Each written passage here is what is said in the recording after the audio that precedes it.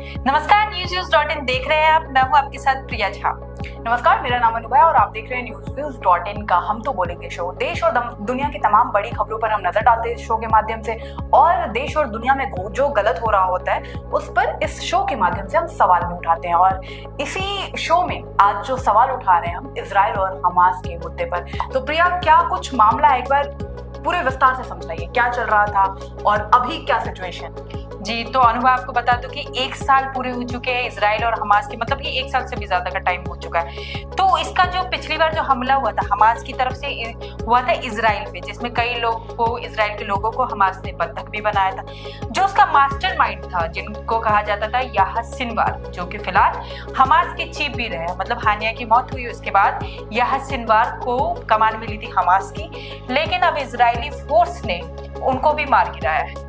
तो ये बहुत बड़ी कामयाबी के रूप में देखा जा रहा है, क्योंकि जो झगड़े की जो स्टार्टिंग करवाई थी वो थे सिनवार। तो अब कई लोग ये भी सवाल उठा रहे हैं, क्या याह्या सिनवार की मौत के बाद ये युद्ध बंद हो जाएगा? अच्छा, हाँ, ये युद्ध बंद हो जाएगा, ये एक बड़ा सवाल है। दूसरा ये भी बताइए कि ईरान का क्या कुछ रोल है इसमें?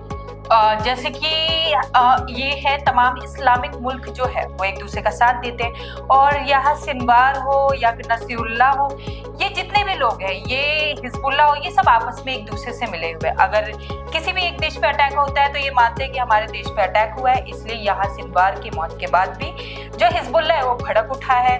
जैसे कि आपको पता होगा कि सबसे पहले युद्ध स्टार्ट हुआ था हमास और इजराइल के बीच, जिसके बाद लेबनान की युद्ध में एंट्री हुई थी, लेबनान ने अटैक किया। उसके बाद फिर इजराइल, लेबनान और जो ईरान है, तीनों के बीच में वॉर देखने को मिला। तो इसीलिए अब जब हमास चीफ मारा गया तो दुख हो रहा है ईरान को, इसलिए उन्होंने अब ईरान से एक बार इजराइल को एक बार फिर से उन्होंने चेतावनी दी। और आपने पहले भी देखा होगा कई बार जब इजराइल और हमास का जब युद्ध चल रहा तो उस दौरान भी कई बार हिजबुल्लाह ने इजराइल पे अटैक किया, बल्कि कभी भी इजराइल ने पहले ईरान पे अटैक नहीं किया था।